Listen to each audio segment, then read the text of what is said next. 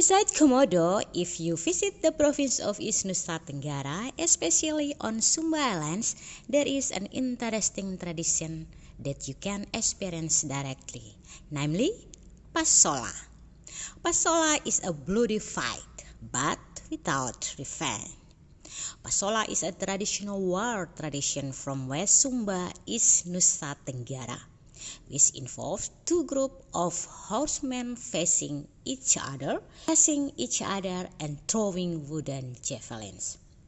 This tradition is part of an agricultural ritual and harvest festival, and is an expression of gratitude for the harvest.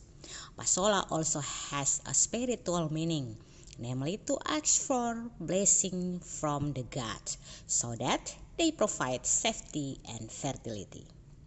Pasola rooted in the Marapu belief held by some Sumbanese people, namely a traditional belief that worship ancestral spirits and gods.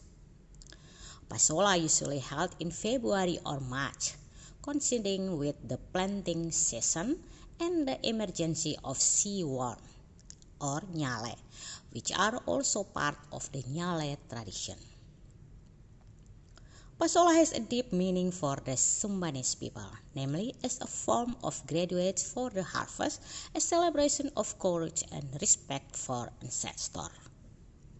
In Pasola, two groups of horsemen face each other, chase each other, and throw wooden javelin at their opponents.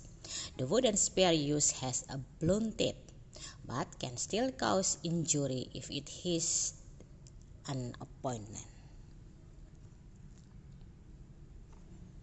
Pasola is not just a form of crowd, but also a form of devotion and acclamation of obedience to the ancestor. Pasola is a religious culture that expresses the core religiosity of the Marapu religion. Pasola became the glue of brotherhood between the two groups that participate in Pasola and for the general public.